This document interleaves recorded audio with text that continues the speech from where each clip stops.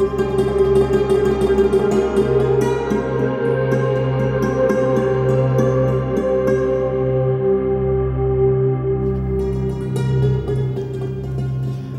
আলাইকুম ওয়া রাহমাতুল্লাহি ওয়া বারাকাতুহু।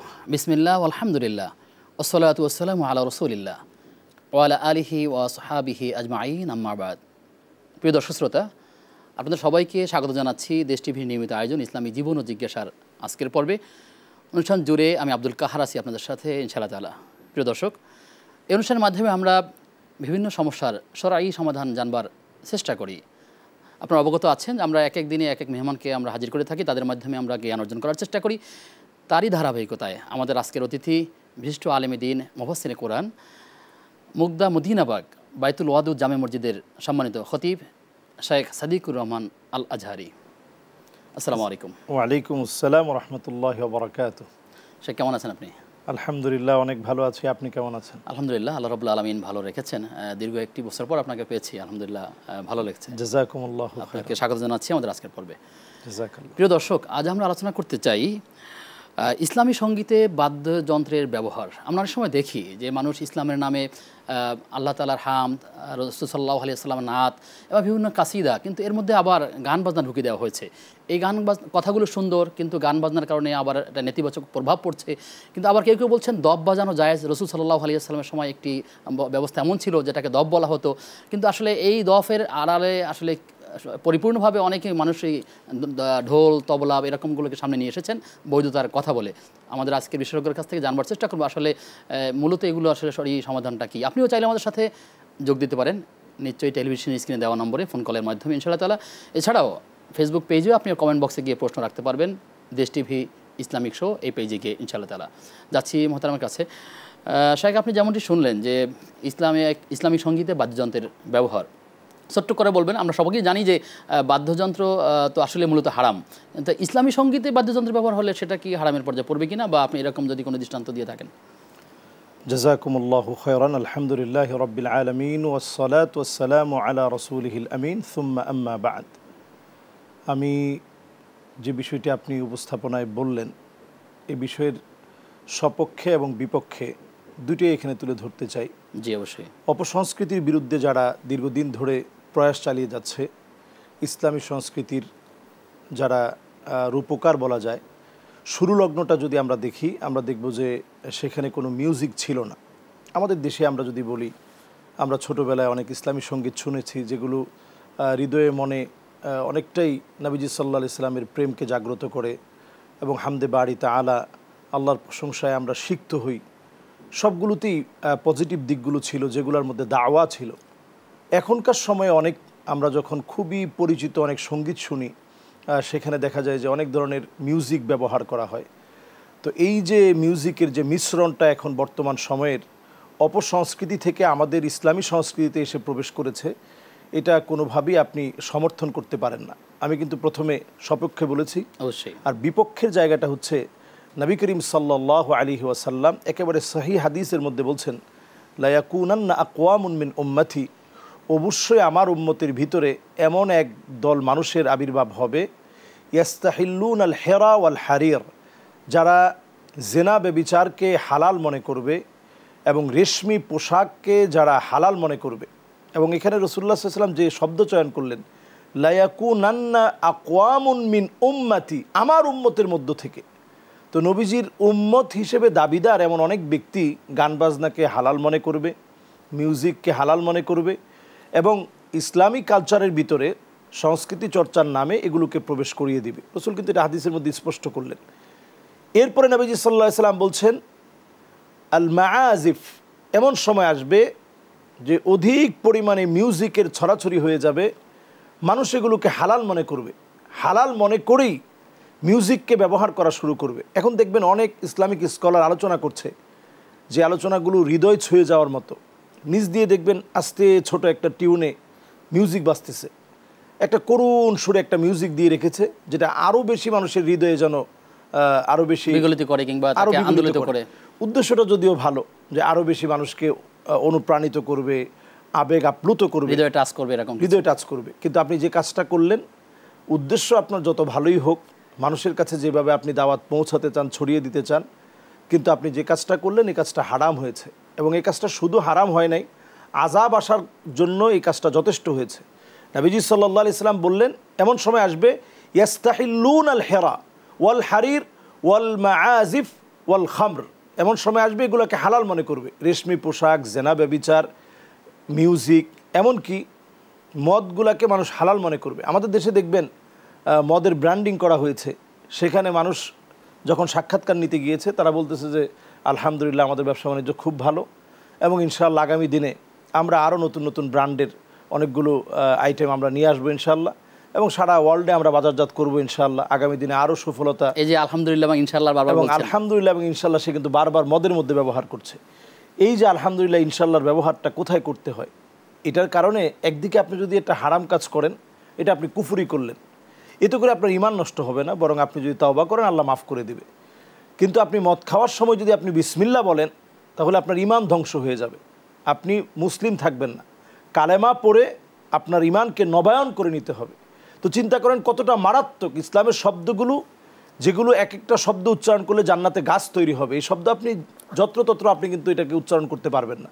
ঠিক তেমনি ইসলামের কোনো কনসেপ্টকে, একটা সংস্কৃতি অঙ্গনকে যদি আপনি আগ্রাসনকে মুক্ত করতে গিয়ে আপনি নিজে যদি হারামের মধ্যে জড়িয়ে যান, এতে করে এমন হবে অনেক ক্ষেত্রে মানুষের ঈমানের মধ্যে ত্রুটি চলে আসবে।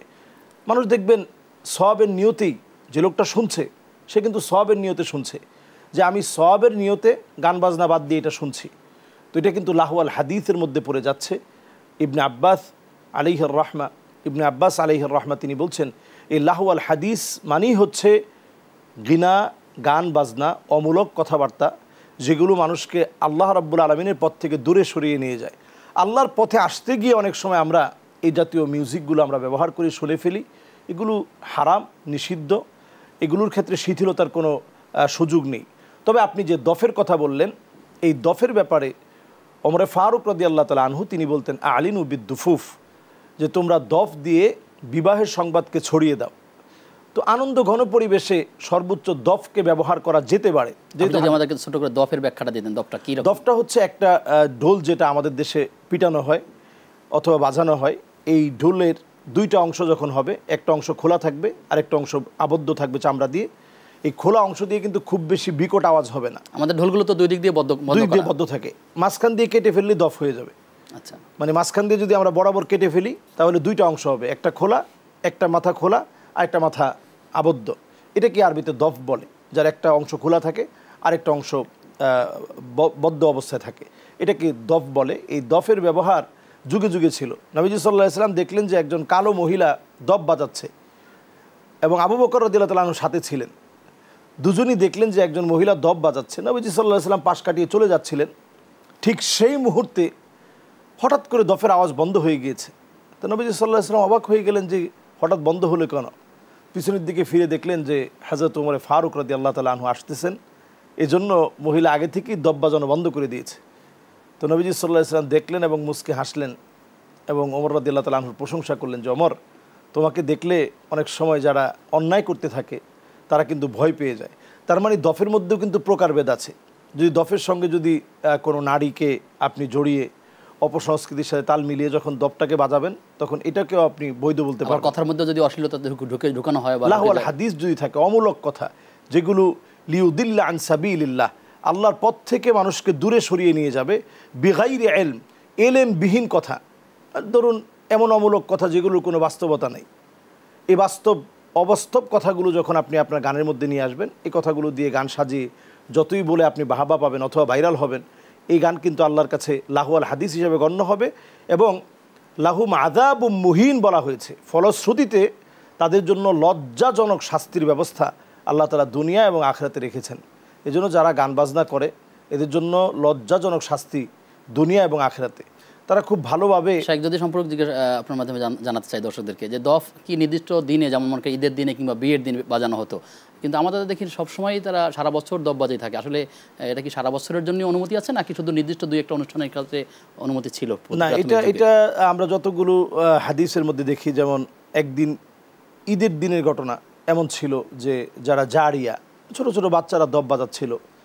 তো আবু বকর রাদিয়াল্লাহু তাআলা আনহু ঘরে প্রবেশ করে বললেন যে আমাজামিরুশ শায়তান ফি বাইতি রাসূলিল্লাহ, রসুলের ঘরের মধ্যে এই শয়তানের ধ্বনি কেমন করে প্রবেশ করলো। তো নবীজি সাল্লাল্লাহু আলাইহি ওয়াসাল্লাম বললেন দাহুন্না, তাদেরকে আজকে ছেড়ে দাও, বাচ্চা মানুষ, ঈদের দিন তারা বাজাচ্ছে, তাদেরকে বাধা দিও না। তাহলে এ থেকে বোঝা যায় যে ঈদের দিন একটা আনন্দঘন পরিবেশে আপনি যদি শরীয়তের সীমানাকে অতিক্রম না করেন এমন পদ্ধতিতে আপনি দফের ব্যবহার করতে পারেন।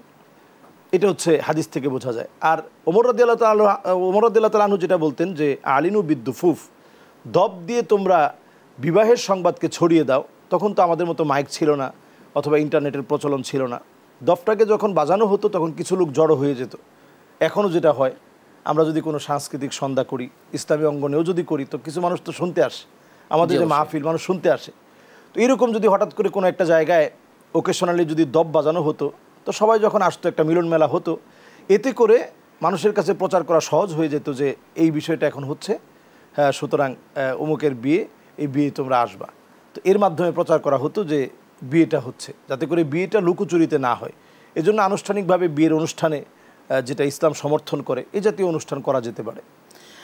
মতন আমরা দেখি অনেক বক্তারা এই আল্লাহর তাআলার জিকির যে করেন, সেখানেও তারা গানের সুরে সুরে, গানের তালে তালে বা অথবা এরকম ডিজের মতো একটা ধ্বনি দিয়ে আল্লাহ তাআলার প্রশংসা করে। এগুলো কি আসলে গ্রহণযোগ্য বা ইসলামী শরীয়ত কি বলে? অনেক বক্তাদেরকে আমরা দেখি যে আসলে যারা ইসলামী অঙ্গনে ইসলামের দায়ী হিসেবে কাজ করছেন, কিন্তু তাদের কাজকর্মগুলো তো আসলে বিতর্কিত মনে হচ্ছে। তো কি বলবেন?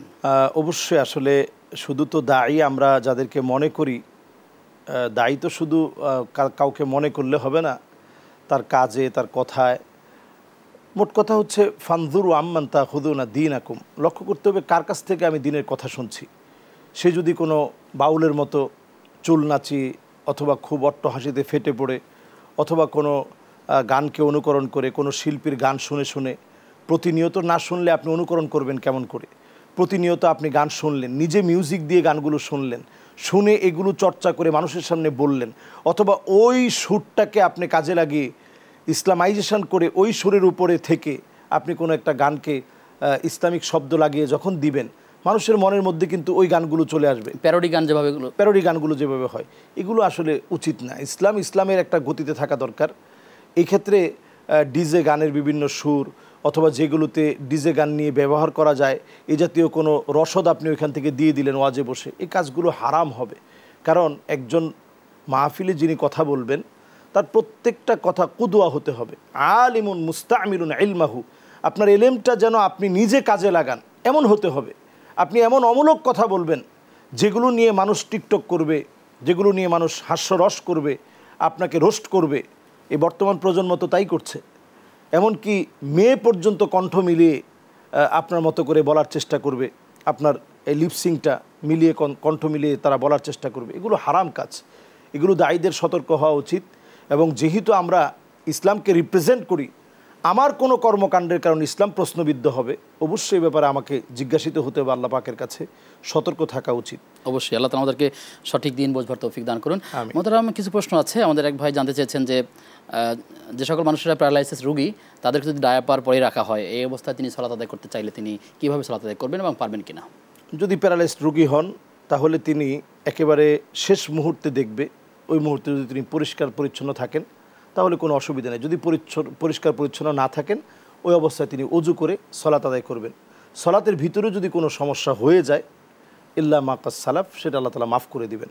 কারণ আল্লাহ রাব্বুল আলামিন লা ইউকাল্লিফুল্লাহু নাফসান ইল্লা উসাহা, কারো উপর আল্লাহ তাআলা বোঝা চাপিয়ে দেন না। যদি এমন হয় যে তার পেশাবের সমস্যা, পেশাব ধরে রাখতে পারতেছেন না, ওই অবস্থায় তিনি পবিত্রতা অর্জন করে দাঁড়িয়ে যাবেন, যতটুকুন উনি পারেন আল্লাহ রাব্বুল আলামিনের জন্য ইবাদত করে নেবেন।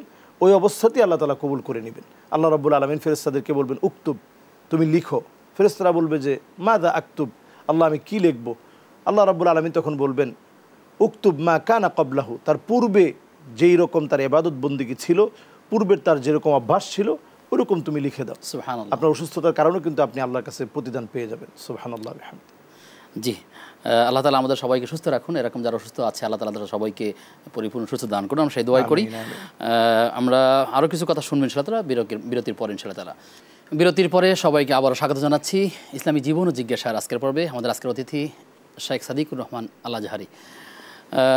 শেখ, আপনার কাছে জানতে চাচ্ছিলাম যে আমরা অনলাইন থেকে বা ইউটিউব থেকে কিংবা ফেসবুক থেকে অনেক মানুষ উপার্জন করে থাকে, এটি আসলে বৈধ কিনা? কোন কোন ব্যবস্থা নিলে বৈধ হতে পারে? আবার এখানে অবৈধতার কি কোন কোন দিক রয়েছে, যদি আপনি আপনাদেরকে জানান। এটাকে আসলে মনিটাইজেশন বলা হয়। এটার ক্ষেত্রে ইউসুফ কারদাবি আলাইহির রাহমা, এটা যেহেতু একেবারে নতুন একটা বিষয়, উনি ওনার ফতোয়াতে এবং আরও কিছু স্কলার যারা হাইআতু কিবারিল উলামা, সারা ওয়ার্ল্ডের বড় বড় স্কলার যারা আছেন, শেখ আরিফি সহ আরও অনেক ওলামা ইকরামের আমি বক্তব্য দেখেছি, তাদের প্রত্যেকেরই কথা হচ্ছে যে একটা সময় এমন আসবে যে আপনি যদি নাও চান যে মনিটাইজেশন আমি অন করব না, তারপরেও অ্যাড অটোমেটিক চলতে থাকবে। যেমন এখন ইউটিউবে অলরেডি শুরু হয়ে গেছে, আপনার হয়তো আপনার নিয়ন্ত্রণ করা যাচ্ছে না, তো আপনি মনিটাইজেশন করেন নাই, তারপরও আপনি দেখবেন যে ঢোকার সাথে সাথেই কিছু অ্যাড চলা শুরু হয়ে গিয়েছে, যেটা আপনার নিয়ন্ত্রণে নাই, নিয়ন্ত্রণের বাহিরে। তো আপনি যদি এই জাতীয় পয়সাগুলো যদি আপনি নেন, আমরা নিশ্চয়ই জানি যে এই পয়সাগুলো কাদের। এই ইউটিউব বলেন, গুগল বলেন, ফেসবুক বলেন, পুরো সোশ্যাল মিডিয়া অথবা আকাশ প্রযুক্তি, এটা কিন্তু মুসলিমরা নিয়ন্ত্রণ করে না। তো অমুসলিমদের এই ফান্ডিং দিয়ে যদি আপনি ইসলামের কোনো কাজ করতে পারেন, সেটা হতে পারে আপনি গরিব দুঃখী অনাথ এতিম মিসকিন তাদের জন্য যদি আপনি ব্যয় করেন, এটা ইউসুফ কারদাবির ফতোয়া।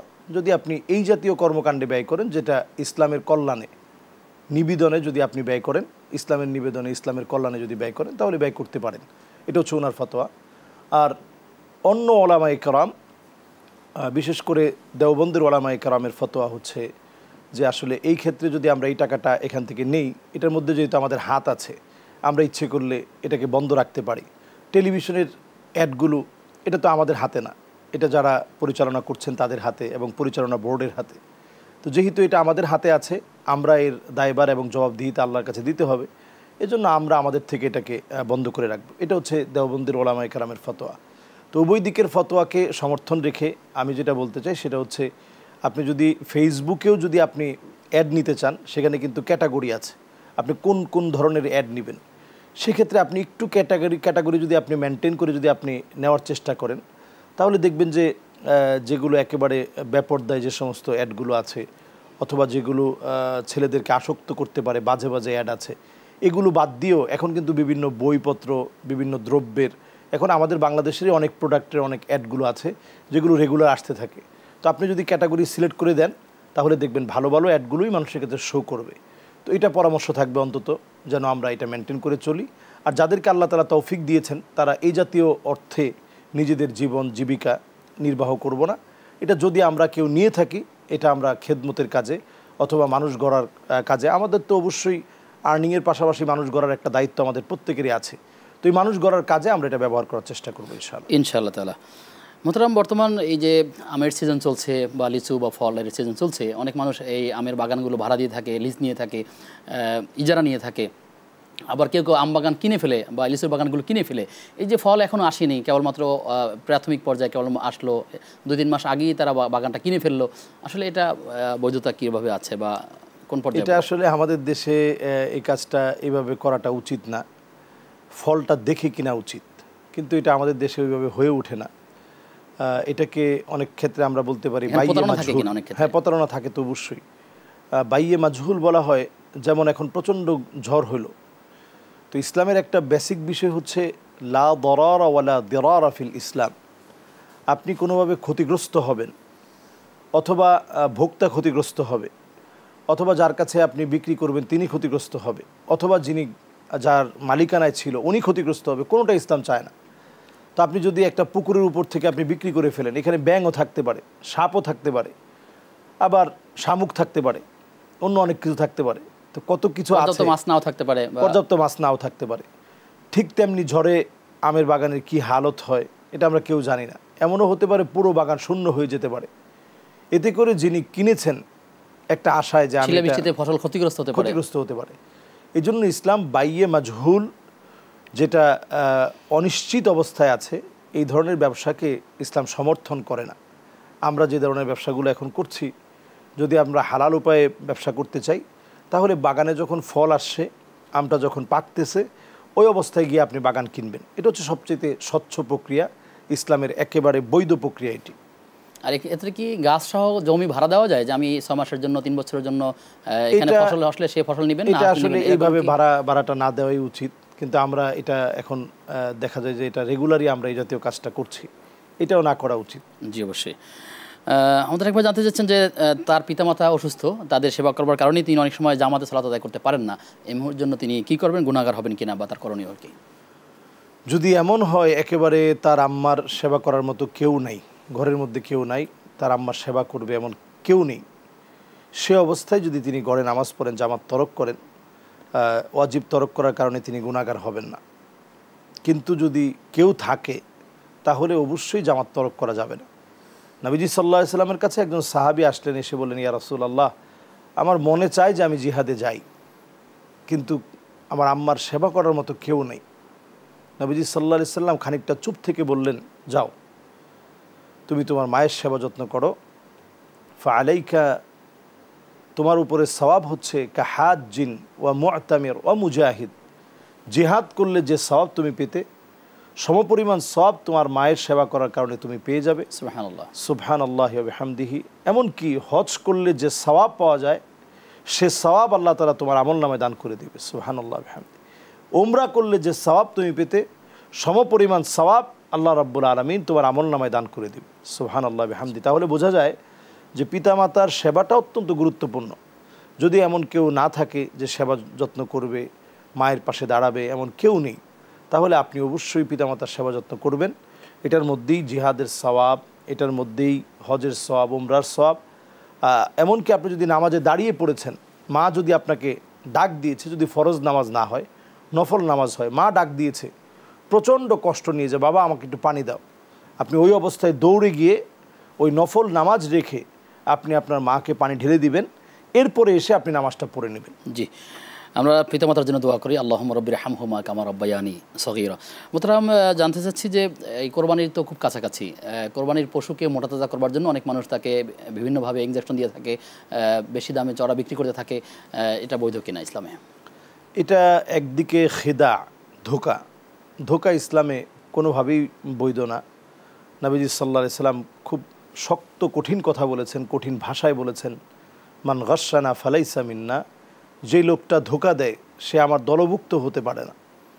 তাহলে ওভারঅল যারা ধোকাবাজ, এই ধরনের প্রতারণা থেকে আসলে আমাদেরকে আল্লাহ হেফাজত করুন। আমরা শেষ প্রশ্ন আপনার থেকে নেব যে আমরা গানের কথা বলছিলাম, যে গানের ক্ষতিকর দিক থেকে মূল কয়েকটা কথা বলবেন, আমরা শেষ করবো খুব 1 মিনিটের ভিতরে। জাযাকুমুল্লাহ। গানের 1 নম্বর ক্ষতি হচ্ছে গান মানুষকে আল্লাহ থেকে দূরে রাখে। গানের 2 নম্বর ক্ষতি হচ্ছে গান অন্তরের মধ্যে কালো দাগ তৈরি করে, যে কালো দাগগুলো তাওবা ছাড়া ওঠে না। গানের 3 নম্বর ক্ষতি হচ্ছে শয়তান যেই প্ররোচনা নিয়ে আমাদের কাছে এসেছে, এই প্ররোচনা খুব শক্ত এবং মজবুত হয় যখন আপনি নিয়মিত গান শুনতে থাকেন, এবং সেক্সুয়াল যে হরমোনটা আছে এটা খুব সক্রিয় হয়ে যায় এবং মানুষকে অন্যায়ভাবে নিজের যৌন চাহিদা, যৌবিক চাহিদাকে চরিতার্থ করতে গান আপনাকে বাধ্য করে। এই জন্য দেখবেন যে গান অথবা কনসার্ট যেখানেই হয় সেখানে নারী কেলেঙ্কারি আছে, সেখানে দেখবেন নারী রিপটিজিং করা হয়, নানা ধরনের অশ্লীল কর্মকাণ্ড সেখানে সংগঠিত হয়, একই সাথে অনেকগুলো কবিরা গুনাহ হয়ে থাকে, অনেকগুলো কবিরা। জি, আমরা আবারও কখনো আপনাকে পেলে নতুন নতুন বিষয় নিয়ে আলোচনা আসবেন ইনশাআল্লাহ তাআলা। আপনাকে ধন্যবাদ জানিয়ে আপনার থেকে বিদায় নিচ্ছি। প্রিয় দর্শক, আমরা চেষ্টা করব ব্যক্তিগতভাবে কোরআন তেলাওয়াত করবার জন্য, আল্লাহ তাআলার কোরআন নিজেরা পড়বো, অন্যকে পড়বার সুযোগ করে দিব। এরকম গান বাজনা, এরকম অসারতা যা আছে সকল পাপ থেকে আমরা আল্লাহ আমাদেরকে দূরে থাকবার তৌফিক দান করুন। আমাদের আজকের অতিথি ছিলেন শেখ সাদিকুর রহমান আল আজহারি। আগামী অনুষ্ঠান দেখবার আমন্ত্রণ জানিয়ে আজকের মতো এখানে বিদায় নিচ্ছি। আসসালামু আলাইকুম ওয়া রাহমাতুল্লাহি ওয়া বারাকাতুহু।